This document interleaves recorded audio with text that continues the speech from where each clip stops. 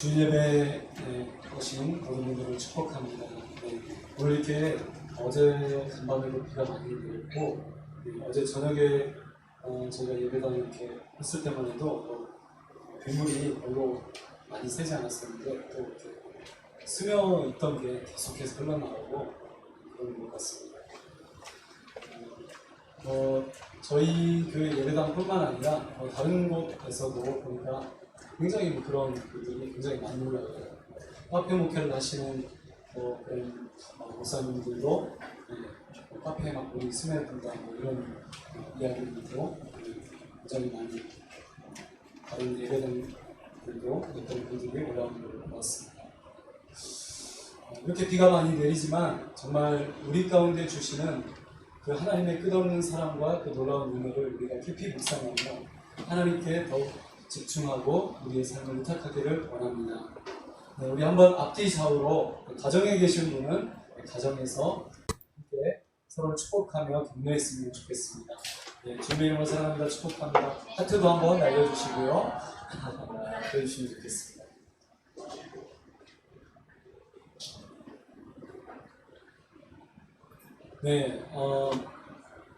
각 가정에서 온라인으로 예배에 참여하시면서 또 카톡 창을 통해서 인사해 주시는 많은 분들께 동일한 하나님의 은혜가 임하여 주시기를 간구하며 오늘 함께 하나님의 말씀을 읽도록 하겠습니다.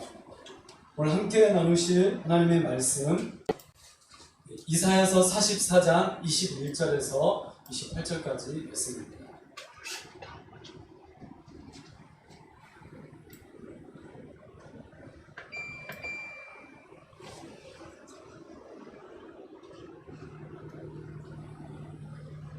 이사야서 44장 21절에서 28절까지 말씀입니다.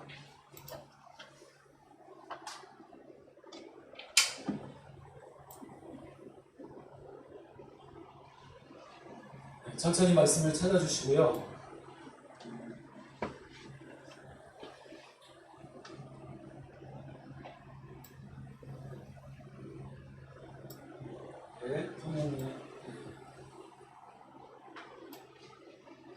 한 절씩 교독하도록 하겠습니다. 제가 먼저 읽겠습니다.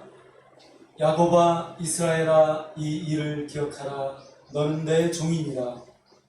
내가 너를 지었으니 너는 내 종이니라. 이스라엘아 너는 나에게 잊혀지지 아니하니라.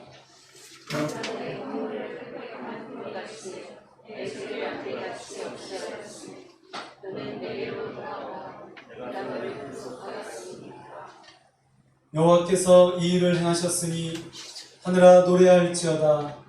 땅의 깊은 곳들아 높이 부를지어다. 산들아 숲과 그 가운데 모든 나무들아 소리내어 노래할지어다. 여호와께서 야곱을 구속하셨으니 이스라엘 중에 자기의 영광을 나타내실 것임이로다.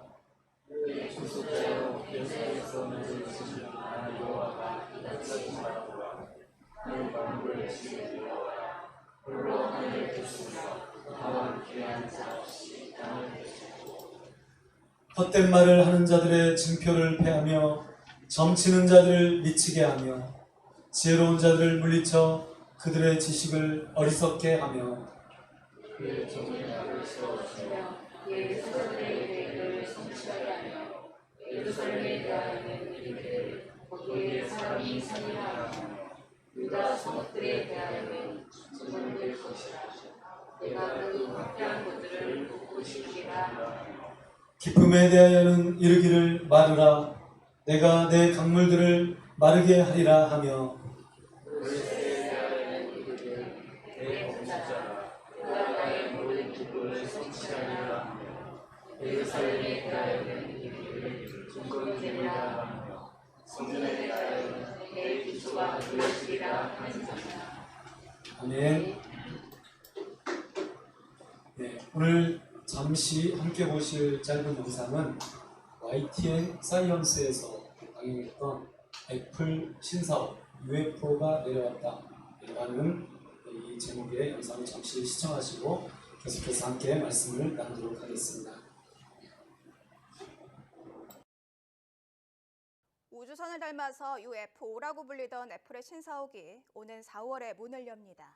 애플은 이 건물의 이름을 애플파크라고 지으면서 현장 영상을 공개했는데요. 최첨단 기술과 디자인이 만난 애플의 새로운 심장부, 화면으로 함께 보시죠. 빼곡한 집들 사이에 놓인 거대한 동그라미. 마치 커다란 도넛 같은 이것은 바로 애플의 신사옥 애플파크입니다. 미 캘리포니아 쿠퍼티노에 자리 잡은 애플파크는 전체 부지가 70만 제곱미터, 여의도 면적의 4분의 1이고요. 넓이는 26만 제곱미터, 63빌딩 4개를 합친 것과 같습니다. 내부 기술도 화려한데요. 특히 눈에 띄는 건 세계에서 에너지 효율이 제일 높은 친환경 건물 가운데 하나라는 겁니다. 이 건물에 쓰인 모든 시설은 재생에너지로 움직이고요. 옥상에 설치된 태양광 패널이 17메가와트의 전력을 생산할 수 있어서 1년 중에 9개월은 냉난방 걱정이 없다고 합니다. 또 애플은 공동 설립자 스티브 잡스를 기념하기 위해서 1000석 규모의 극장 겸 강단에 고인의 이름을 붙이기로 했습니다. 이 애플파크는 스티브 잡스의 마지막 업적이란 의미가 있기 때문인데요. 오는 4월부터 6개월 동안 직원 12,000여 명이 이사하게 될 이곳.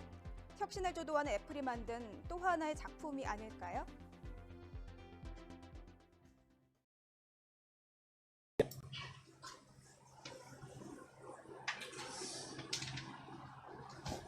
네, 여러분, 스티브 잡스가 아이폰을 개발해서 우리나라에 아주 엄청난 영향력을 주었던 기억이 떠오릅니다.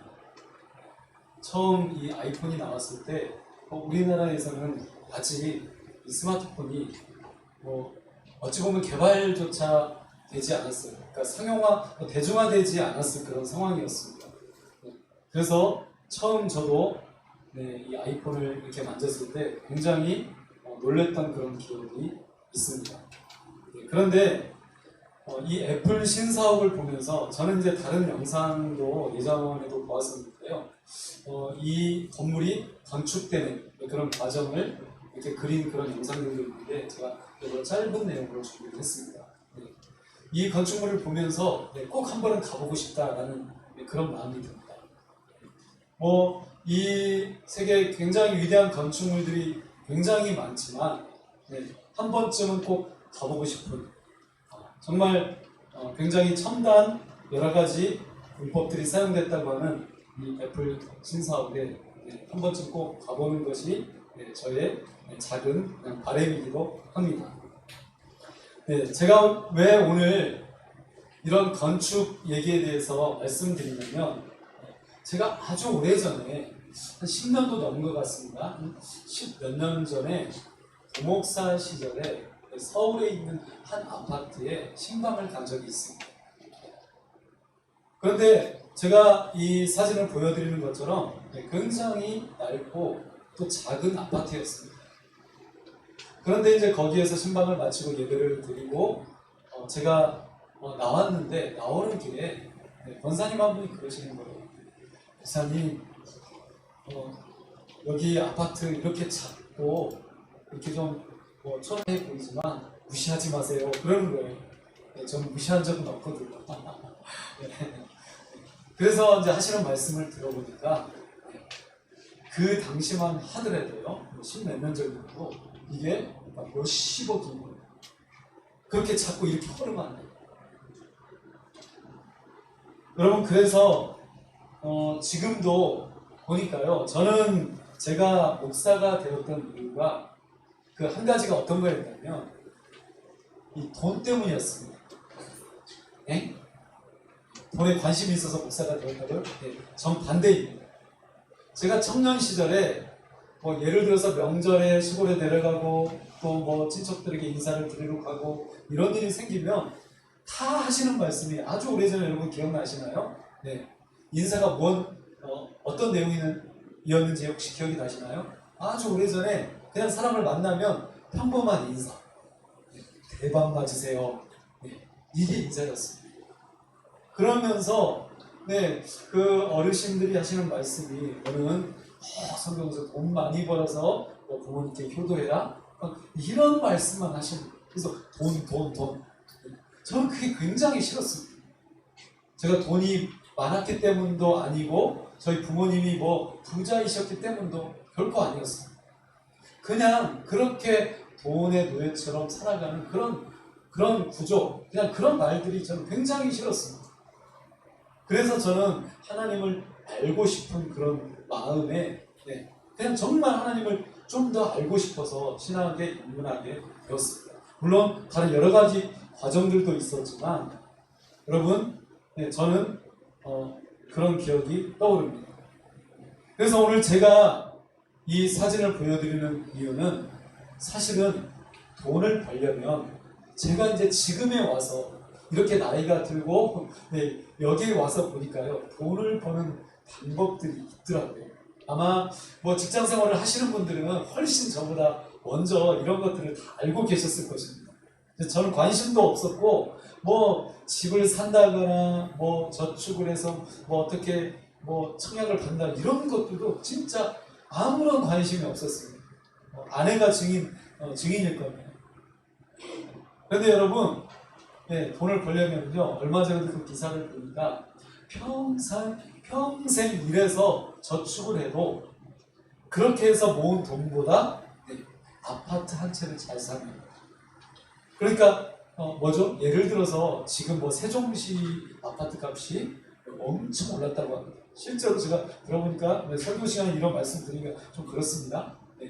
아무튼 몇 년 전에 3, 4억 주고 샀는데 지금 10억입니다. 실제 거기에 계시는 그 목사님이 저에게 하신 내용입니다. 여러분, 평생 일해서 그렇게 모은 돈보다 그냥 아파트 하나 잘 사면 그 돈보다 더 엄청난 돈을 벌 수 있다는 것이 지금 우리가 살아가고 있는 이 시대의 현실입니다. 그래서 오늘 제가 말씀드리고자 하는 단어는 재건축이라는 단어입니다. 한번 따라서 해보실까요? 재건축.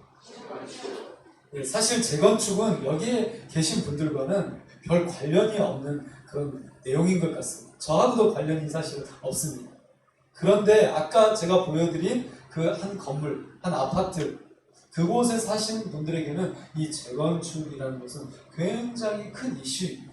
예전에도 아주 큰 이슈였고 지금도 2020년 지금 8월달도 굉장히 큰 이슈가 되어 있습니다.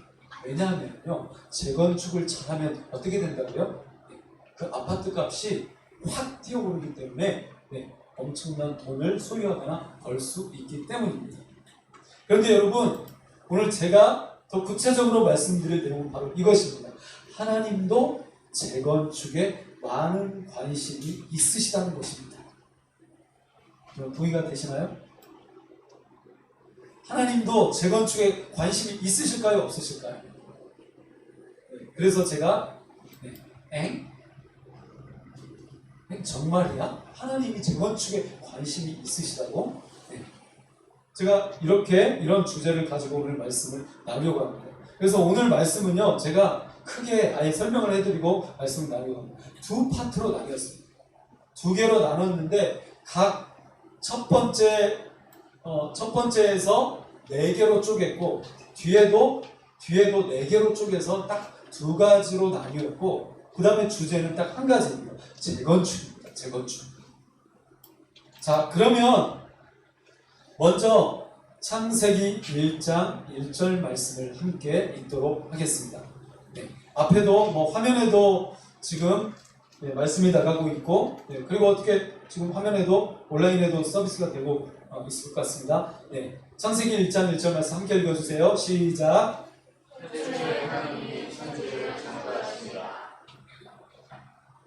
여러분, 하나님은 건축가이십니다.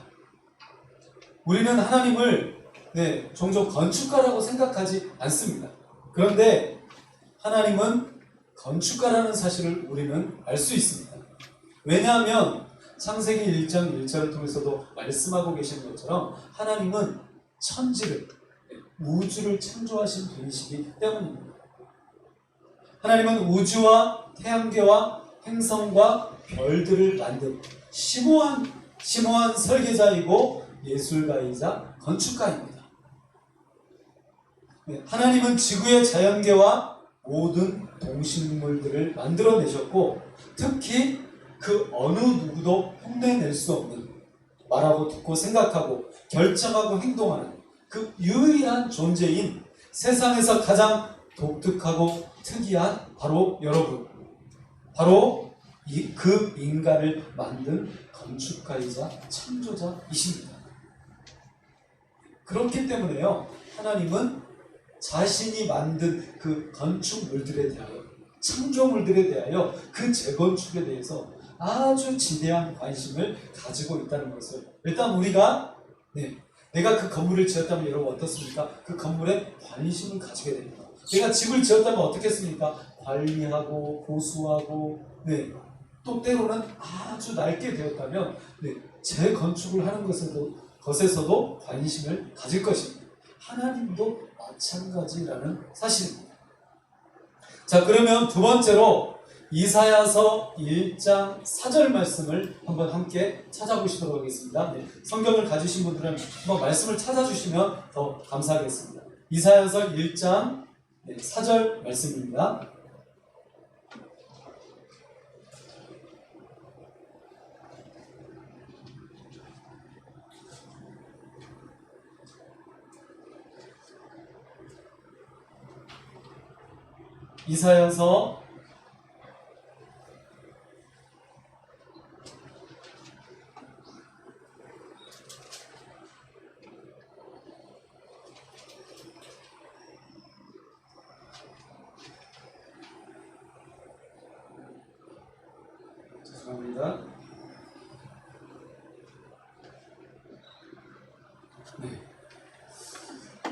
이사야서 1장 4절 말씀 함께 한 목소리로 읽어보도록 하겠습니다. 시작.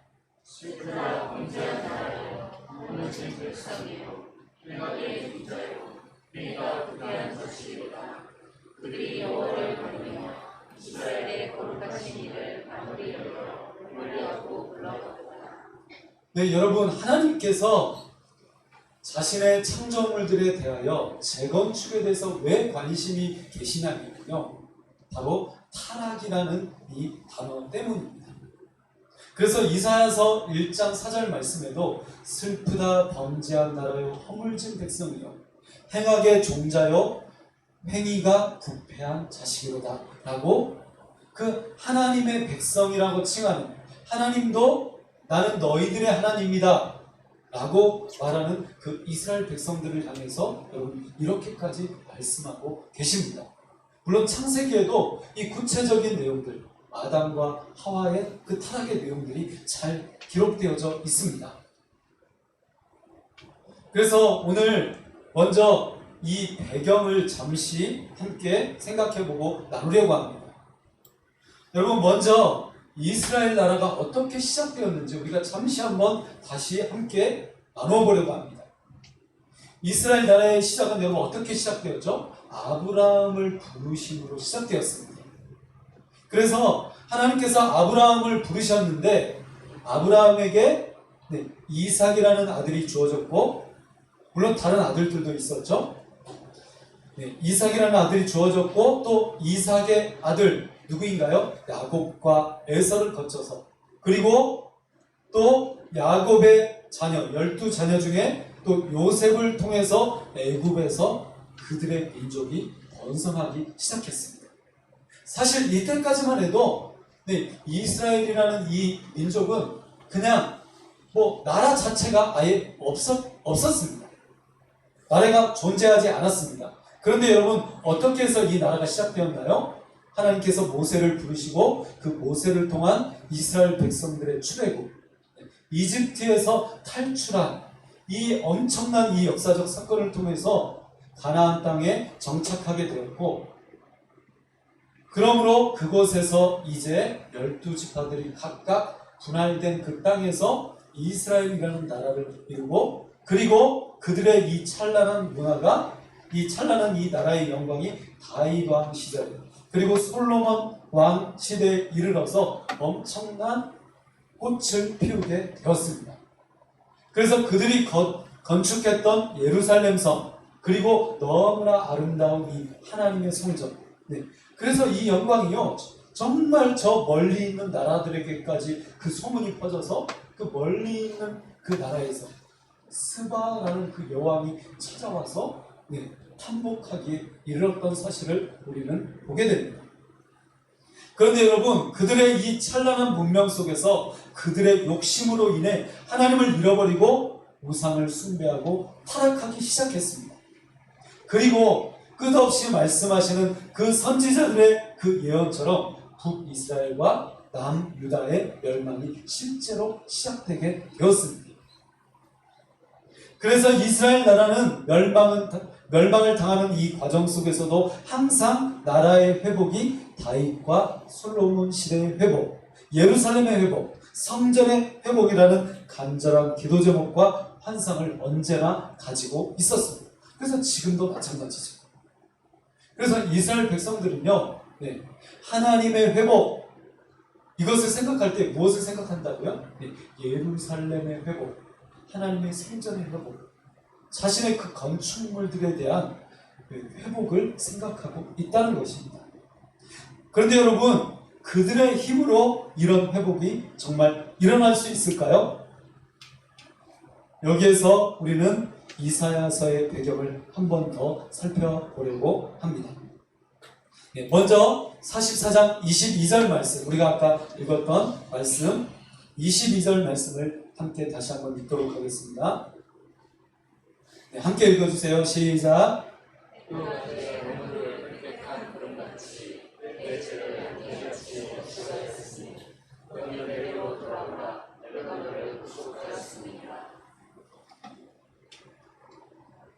네, 22절 말씀은 구속에 대해서 이야기하고 있습니다. 그런데 이 구속에 대해서 말하기 전에 다시 한번 우리가 이 이사야서의 배경에 대해서 나누어 보려고 합니다. 여러분, 이사야 선지자는 남유다의 제10대 10대 왕 우시야 왕이 죽기 직전부터 활동을 했던 인물입니다. 이 이사야 선지자가 활동을 한 기간은 약 60년 정도입니다. 요담왕, 아하스왕, 히스기야 왕, 그리고 제14대 왕인 이 므낫세 왕이 활동할 때까지 그가 선지자로서 그 모든 활동들을 펼쳐나갔습니다. 그래서 전승에 의하면 이 므낫세 왕에 의해서 톱으로 켜서 죽었다라는 그런 전승이 있다고 합니다.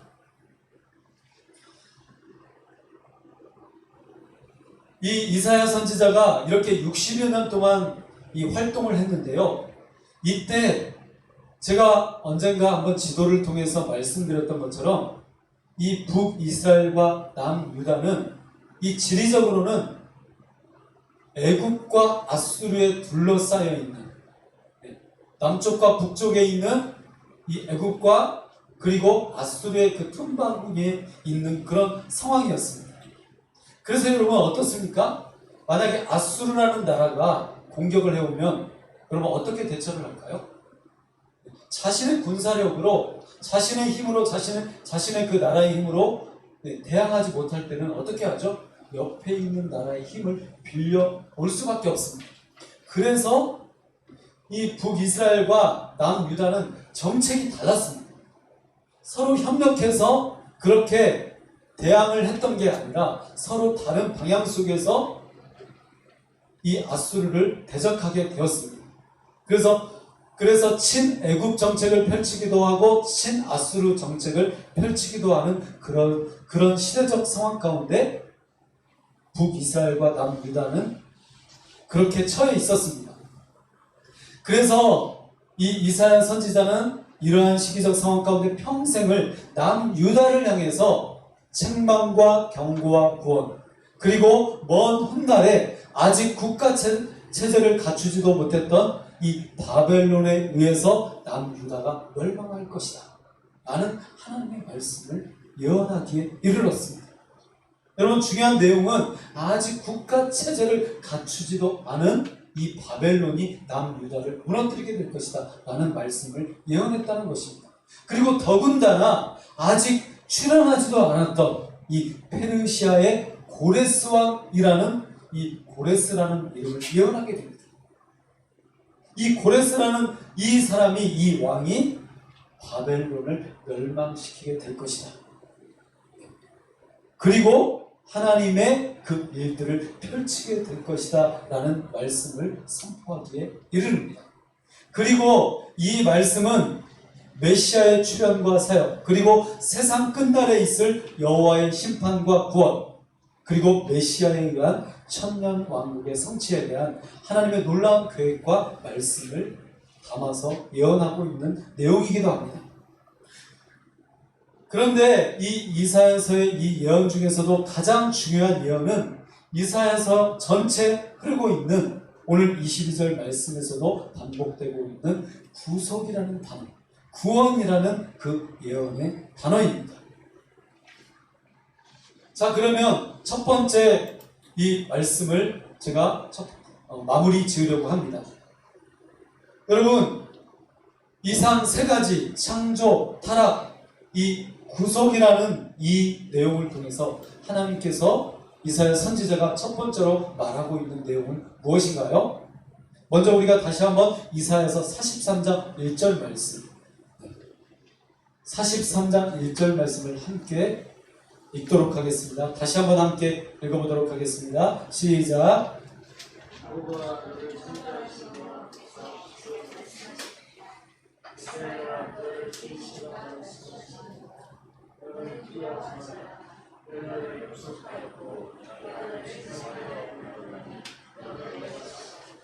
네, 하나님은 이스라엘 백성들을 향해서 너는 두려워하지 말라. 내가 너를 구속하였고 내가 너를 지명하여 불렀나니 너는 내 것이라 라고 말씀합니다. 여기에서 구속이라는 단어가 사용되고 있습니다. 내가 너를 구속하였고, 여러분, 구속이라는 단어는 구원이라는 단어입니다. 더 적극적인 이 원어의 의미는 여러분, 제가 항상 말씀드리고 있는 것처럼 값을 주고 샀다는 것입니다. 그래서 제가 노예 시대의 예를 말씀드렸습니다. 노예가 있는데 그 노예를 하나님이 사셨으면 누구의 소유가 된다고요? 하나님의 소유가 됩니다. 그런 의미입니다.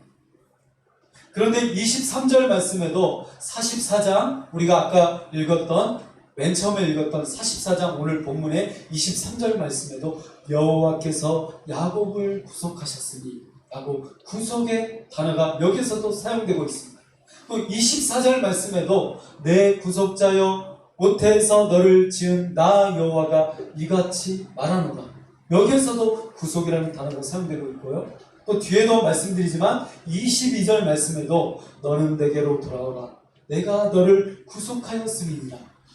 구속이라는 단어가 방금 우리가 읽은 이 말씀에서만 해도 44장에서만 해도 무려 여러분 4번이나 사용되고 있습니다. 그래서 이 말씀처럼 하나님은 하나님을 떠나고 범죄한 이들, 실패하고 넘어진 그의 백성을 향해서 계속해서 호통만 치시거나 내던져버리거나 내팽개치시는 것이 아니라 계속해서 말씀하시며 계속해서 이끄시며 이스라엘 나라, 이스라엘 공동체를 끊임없이 재건축하고 계시다는 것입니다. 그래서 이 말씀을 우리에게 적용해보면 여러분 어떻다고요? 내가 실패했다고 해서, 내가 넘어졌다고 해서, 내가 범죄했다고 해서 하나님은 나를 그냥 내팽개쳐 버리시는 것이 아니라 나를 끊임없이 구속하시고 재건축하고 계시다는 것입니다. 왜요? 아까도 말씀드렸던 것처럼 하나님이 창조한 하나님의 그 창조물, 하나님의 창조된 그 백성들이 타락했기 때문에 그 타락을 하나님은 고치시고 계시는 것입니다. 그래서 여러분, 이 구속이라는 단어를 우리가 생각해 볼 때 인간의 구원은 인간의 노력이 아니라 오직 하나님의 은혜로만 이루어집니다. 그러므로 우리를 구속하시며 재건축하시는 하나님의 이 놀라운 열정을 깨닫고 22절 말씀처럼 끊임없이 하나님께 돌아가야 합니다. 그래서 너는 내게로 돌아오라. 내가 너를 구속하였음이니라. 이 말씀은 내게로 돌아오라 라는 이 말씀과 구속하였음이니라 라는 이 말씀을 통해서 현재형과 완료형이 사용되고 있습니다. 학생들은 더 잘 이해하시겠죠? 너는 내게로 돌아오라. 이것은 현재형입니다. 지금 내가 당장 돌아가야 된다는 의미입니다. 그런데 내가 너를 구속하였음이니라, 이 단어는 완료형입니다. 내가 너를 이미 구속했기 때문에 너는 돌아오라는 것입니다. 그래서 내가 돌아오기 때문에 하나님이 구속하시는 것이 아니라 하나님이 구속하셨기 때문에 우리는 하나님께 끊임없이 돌아가야 된다는 것입니다. 그래서 여러분, 하나님은 이렇게 우리를 재건축하고 계시다는 사실을 분명히 기억하십시오. 하나님은 지금도 저와 여러분을 이렇게 재건축하고 계십니다. 그래서 여러분 한번 옆 사람에게 말씀해 주세요. 당신은 하나님의 재건축 작품입니다. 그렇게 한번 말씀해 주세요.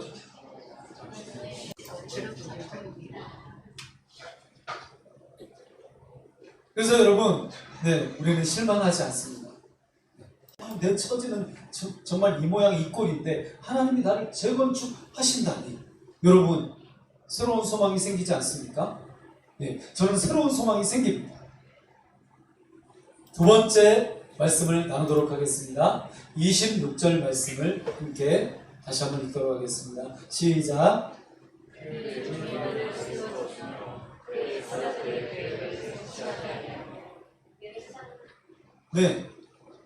여기까지만 읽도록 하겠습니다. 오늘 26절 말씀에 보니까 그의 종의 말을 세워주며 그의 사자들의 계획을 성취하게 하며 라고 이렇게 말하고 있습니다. 저는 오늘 26절 말씀에서 성취라는 단어에 첫 번째로 주목하려고 합니다. 이 말씀을 공동번역 성경으로 이 번역해 놓은 내용을 보니까 나는 내 종들의 말을 세워주고 내 사명을 뗀 자의 계획을 이루어준다 라고 말하고 있습니다. 하나님은 지금 유다의 멸망이 임박한 그 시간에 유다의 멸망을 당장 도와주시거나 당장 해결해 주지 않으시고 지금 당장에는 쓸모없는 사자들의 계획을 성취한다, 내 사명을 뗀 자의 계획을 이루어준다라고 이렇게 말씀하고 계십니다. 그래서 제가 이런 표현을 썼습니다. 사자들의 계획을 성취한다는 말만 이사야에게 늘어놓게 하십니다. 여러분 그렇지 않나요? 지금 내가 당장 죽게 생겼는데 하나님은요 지금 나를 당장 도와주셔야 되는데 그렇지 않으시고 어떻다고요? 내가 그의 사자들의 계획을 성취하게 해주겠다. 성취하게 해주겠다. 지금 당장은 필요 없는, 나와는 상관이 없는 그런 말들만 늘어놓게 하시고 계시다는 사실입니다. 하나님은 왜 이렇게 그 한참 이후에 벌어질 미래의 예언을 왜 기록하게 하시고 말씀하게 하실까요? 쓸모없는 말들만 늘어놓게 하실까요? 부모님은 자녀가 엉뚱한 길로 가는 것을 그냥 두지 않고 나무라고 꾸짖고 미래를 향하도록 조언합니다. 여러분 그러시죠? 그래서 저는 지금도 가끔 옛날에 그 부모님이 말씀하셨던 내용이 그것이었구나, 지금에 와서 깨닫습니다. 여러분 마찬가지입니다. 하나님도 마찬가지이십니다. 우리는 항상 현재를 위해서만 살고 현재를 더 중요하게 여기지만 하나님은 항상 현재의 가장 중요한 모습, 놓치고 있는 본질과 미래를 보도록 조언하며 계속해서 꼰대처럼 말씀하고 계십니다. 우리는 당장 지금에만 관심이 있습니다. 내가 지금 잘 먹고 내가 지금 잘 살고 지금 내가 건강하고 튼튼한 것이 중요하지 미래가 뭐가 중요해.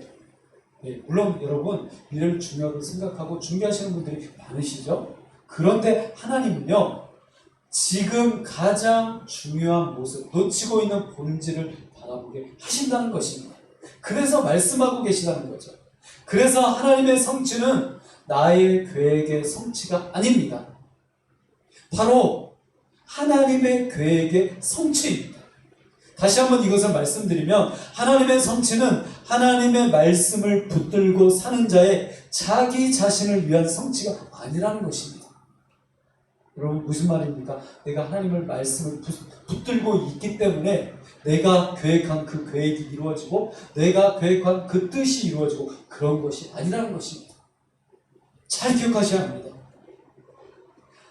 하나님의 성취는 하나님의 말씀을 붙들고 사는 자의 그 기도 제목을 성취해 주시는 그 성취가 아니라 하나님의 뜻을 이루는 성취입니다. 그래서 하나님은 이사야 선지자에게 너의 계획을 이루어라, 너의 뜻을 이루어라 라는 것이 아니라 나의 뜻을 이루어라, 나의 계획을 이루어라 라고 말씀하고 계시다는 것이죠. 두 번째로 말씀을 보도록 하겠습니다. 다시 한번 26절 말씀을 보니까, 가운데 있는 말씀을 보니까 예루살렘에 대하여는 이르기를 거기에 사람이 살리라 하며 유다 성읍들에 대하여는 중건될 것이라 라고 이렇게 말씀하고 있습니다. 세번역 성경으로 한번 같이 함께 읽어보도록 하겠습니다. 함께 화면을 보시고 한번 읽어주세요. 시작.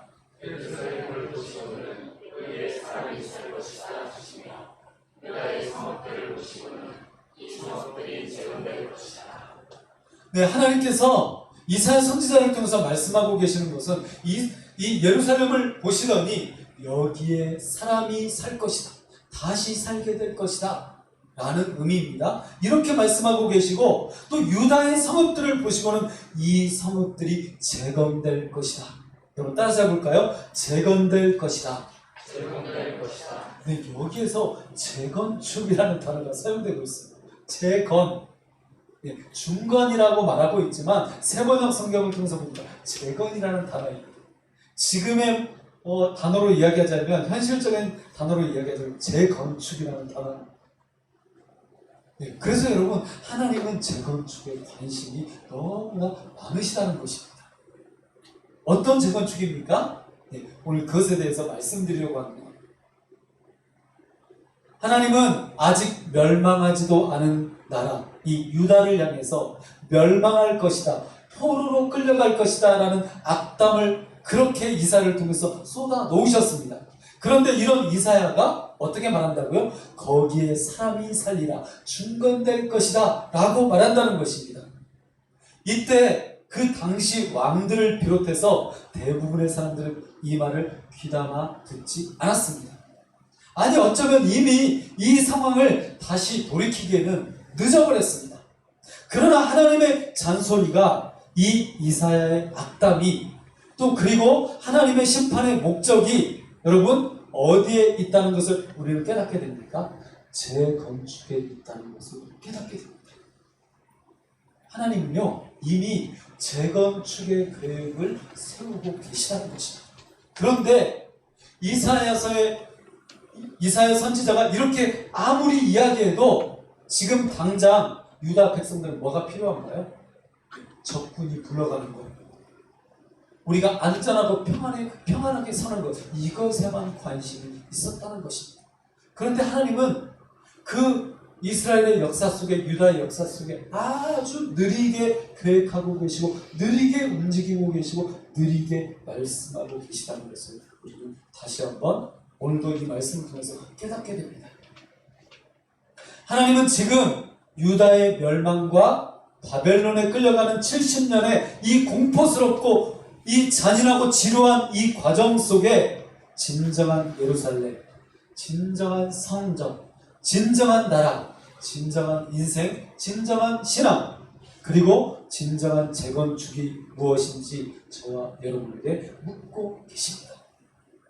여러분, 우리가 생각하는 것처럼 당장 나는 내 문제가 해결되면 돼, 그래서 하나님 이걸 도와주세요, 내가 말씀 붙들고 살겠습니다, 그러니 이걸 해결해 주세요, 우리 이렇게 기도하지만요, 하나님의 궁극적인 관심은 어디에 있다고요? 하나님의 뜻, 하나님의 재건축에 관심이 있으시다는 것입니다.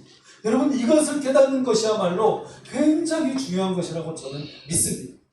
이것을 보시는 분들이야말로 여러분 가장 중요한 인생을 하나님 앞에 살아갈 수 있다고 저는 믿습니다. 세 번째로 복구에 대해서 나누려고 합니다. 26절 말씀을 보니까 마지막에 있는 말씀에 이렇게 말하고 있습니다. 내가 그 황폐한 곳들을 복구시키리라. 어떻게 말씀한다고요? 내가 그 황폐한 곳들을 복구시키리라. 복구라는 단어가 사용되고 있습니다. 세번역 성경으로 보니까 내가 그 허물어진 것들을 다시 세우겠다. 복구, 다시 세운다는 말입니다. 그렇게 말씀하고 계시고, 28절 말씀을 읽어보면요, 여러분 아주 굉장히 충격적인 내용이 나오고 있는데 새 번역 성경을 통해서 28절 말씀을 함께 읽어보려고 합니다. 자, 28절 말씀 화면을 보시고 함께 읽어주세요. 시작.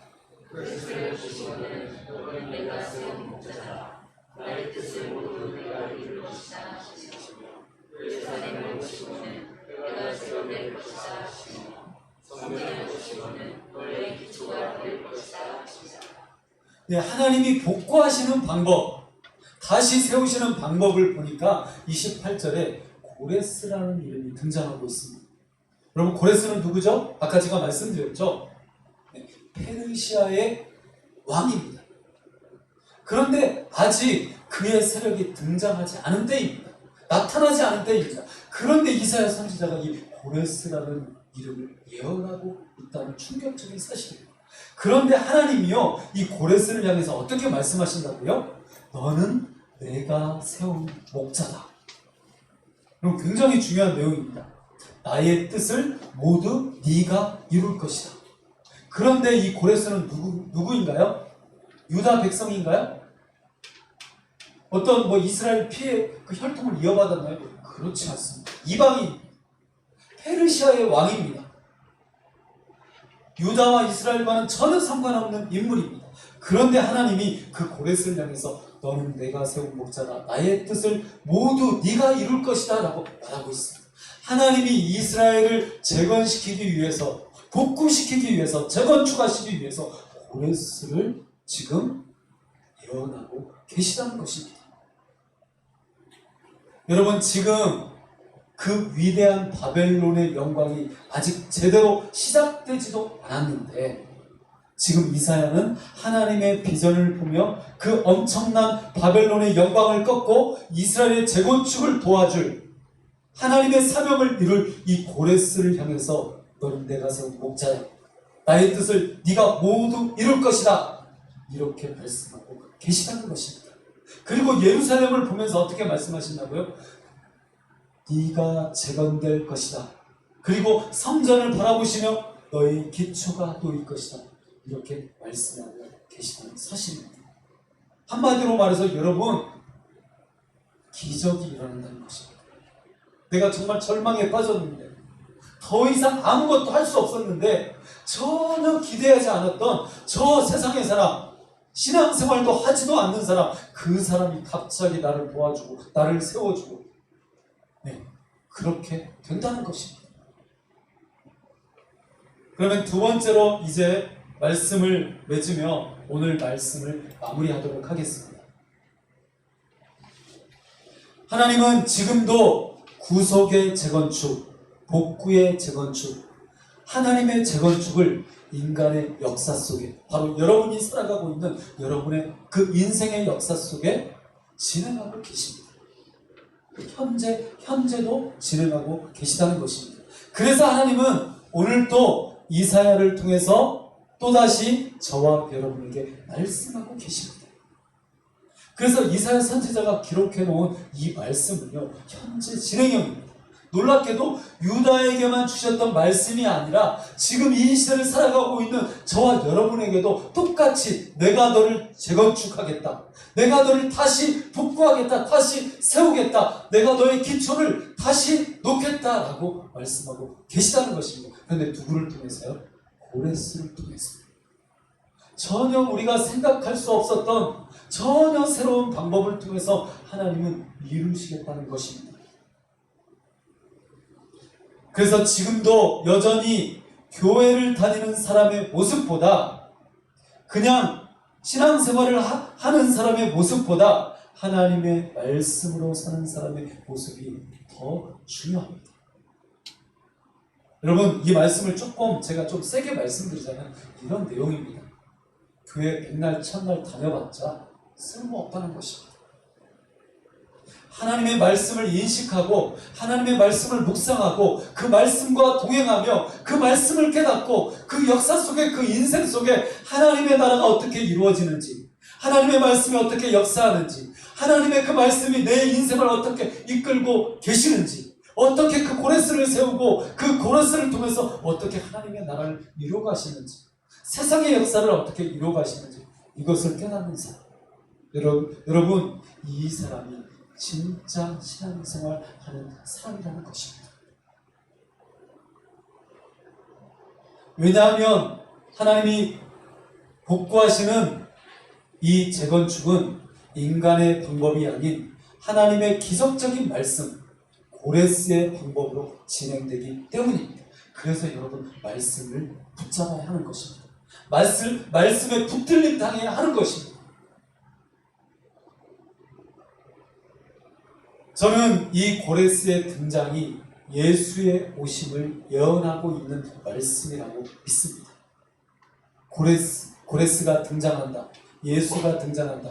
여러분 이렇게 연결시키기에는 조금 무리가 있습니다. 왜냐하면 이방인이기 때문입니다. 그러나 그럼에도 불구하고 전혀 생각할 수 없었던 이 고레스의 등장, 이 등장은 예수의 오심을 예언하고 있는 내용이라고 저는 믿습니다.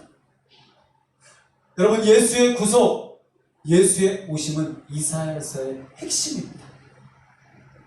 그러므로 여러분 이사야가 예언하는 하나님의 재건축에 대하여 여러분의 인생과 여러분의 열심과 여러분의 시간을 말씀 묵상에 투자하십시오. 네, 여러분 학생들은 전사님이 청매 묵상해라, 묵상하지 않아서 아이스크림 쏘는 모습 봤습니다. 네.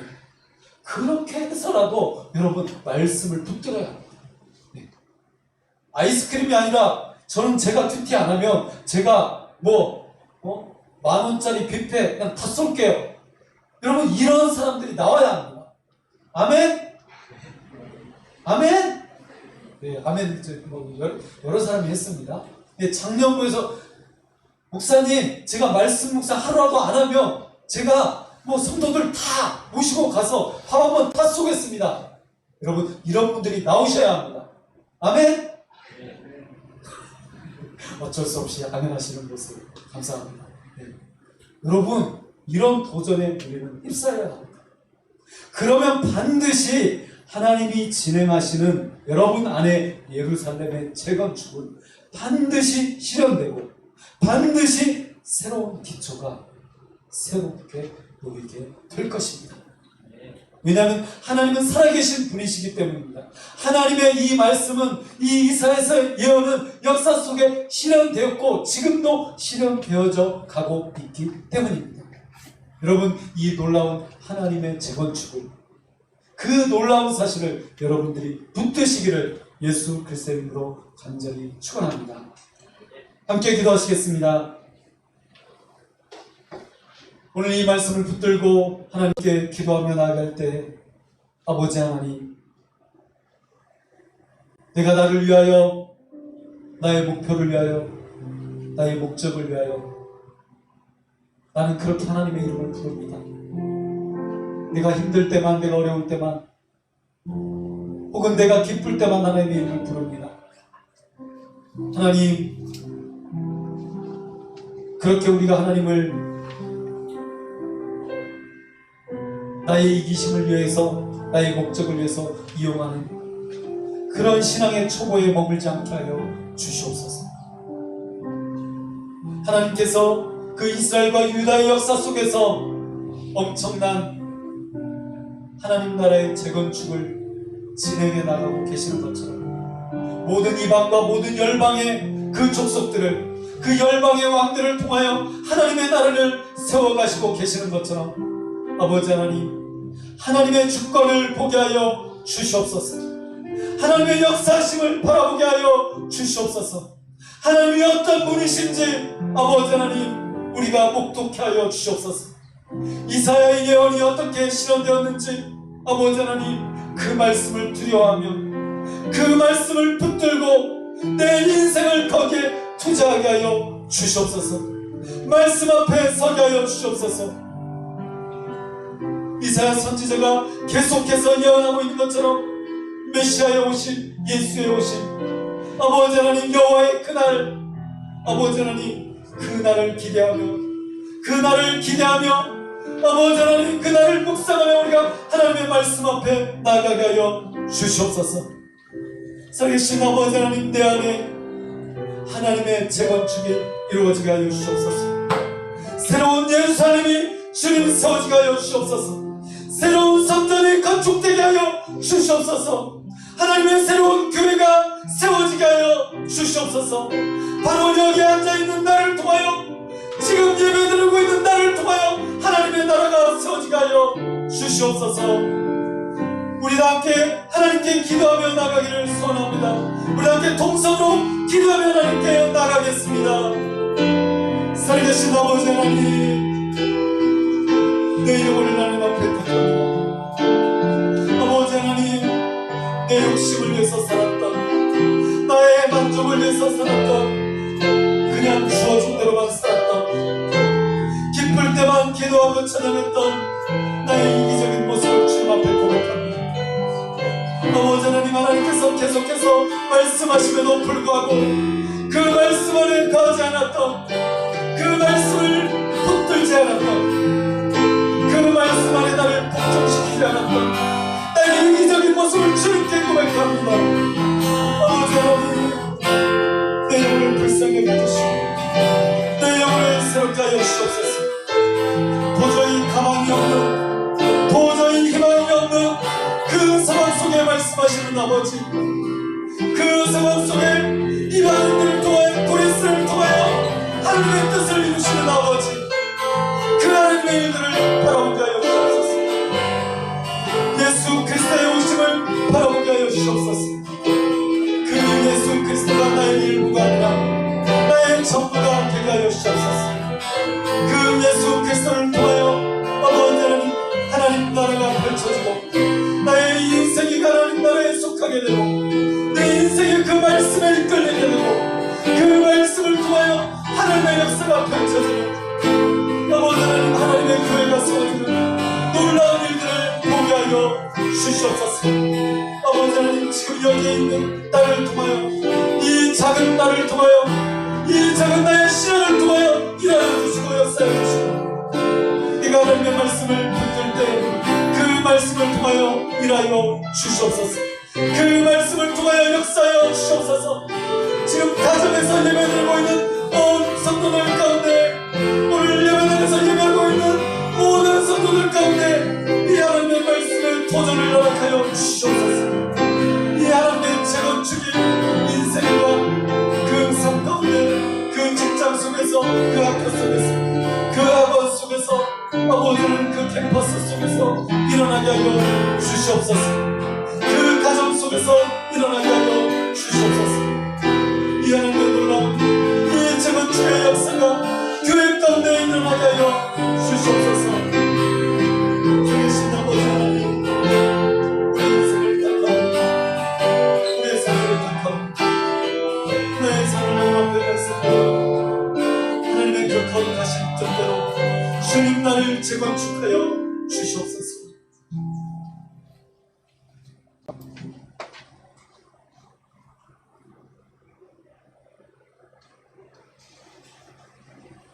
우리 인생의 모든 것을, 이 우주의 모든 것을 창조하신, 건축하신 아버지 하나님,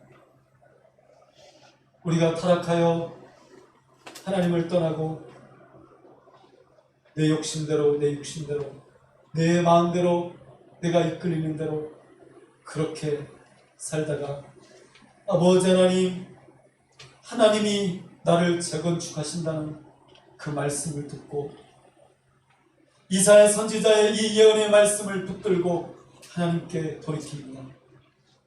하나님께 아버지 하나님, 내가 살아가고 있는 모습을 있는 그대로 말씀드리며 아버지 하나님, 내 인생 가운데 하나님 재건축의 그 역사를 일으켜 주시기를 간구합니다. 아버지 하나님, 내 인생의 그 삶 가운데 다시 찾아오셔서 내 안에 계신 그 예수 그리스도께서 아버지 하나님, 하나님의 나라를 위하여 나를 재건축해 주시고 나를 통하여 하나님의 교회가 실현되게 하시고 나를 통하여 하나님의 나라가 실현되게 하시고 하나님의 말씀이 드러나게 하여 주시옵소서. 이방인들을 통하여서까지 역사하시는 아버지 하나님, 전혀 상상할 수 없었던, 전혀 기대할 수 없었던 그 방법으로 일하시는 아버지, 그 하나님의 놀라운 사랑을 기억합니다. 그 말씀을 붙듭니다. 아버지는 이 말씀 안에 내가 나아가오니 이 말씀으로 나를 다시 세워 주시옵소서. 하나님의 이 재건축의 비전을 내가 바라보며 내 삶을 그 말씀 가운데로 다시 한번 나아가는 내 인생에 새로운 전환점이 있게 하여 주시옵소서. 예수 그리스도의 이름으로 간절히 기도하옵나이다. 아멘. 이 찬양을 하나님께 올려드리며 환상하시겠습니다.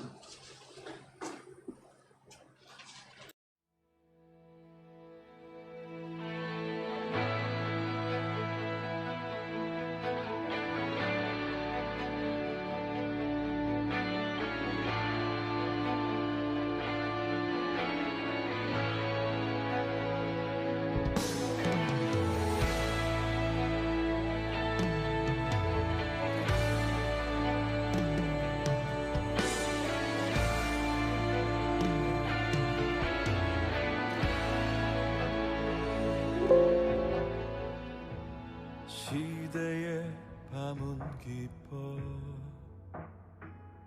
상한 이 땅 아직 어두우니 우리 죄 용서하소서 우리를 새롭게 하소서 절망 중에 울고 있는 이 땅에 수많은 영혼들 하늘의 사랑과 정을 강물같이 흐르게 하소서 아버지의 나라가 이 땅에 오게 하소서 아버지의 뜻 이 땅에 이루어지게 하소서 하늘 바람 불어와 잠든 교회 흔들어 깨우니 우리 삶을 드립니다 주 위에 서게 하소서 동과 서도 남과 북 막혀있는 모든 벽을 헐고 자유와 평화의 나라 주의 영광 보게 하소서 아버지의 나라가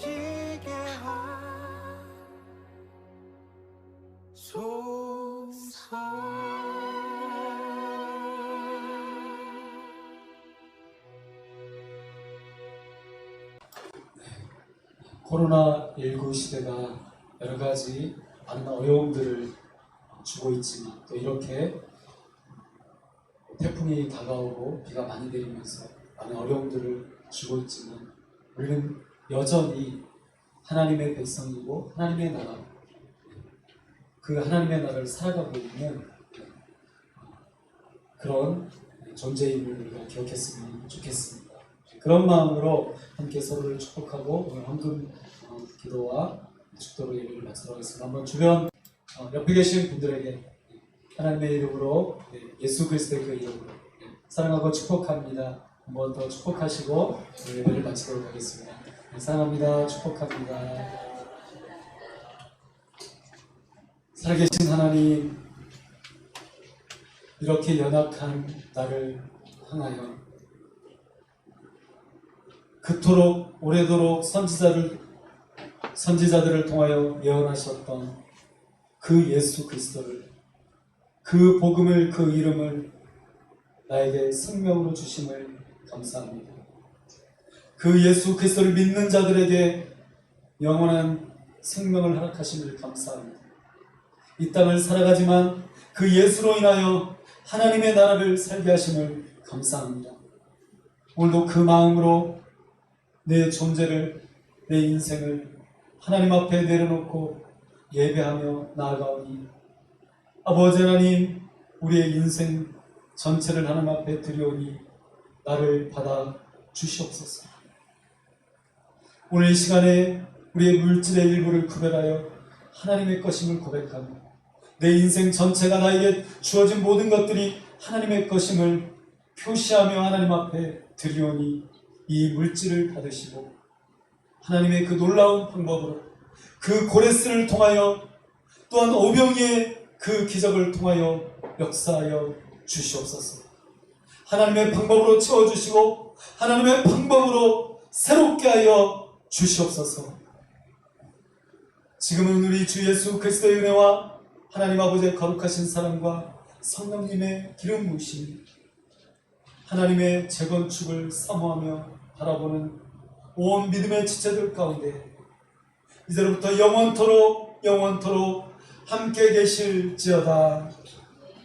아멘.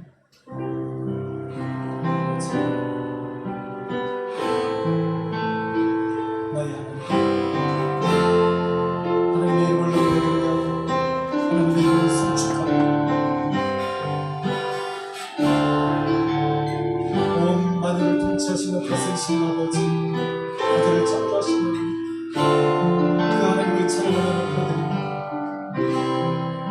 내가 그 하나님의 창조를 고백합니다. 하나님께 그 살아계신 하나님께 내 인생 가운데서 드리며 아버지 하나님 되시는 그 통치하시는 주님 나를 다스리는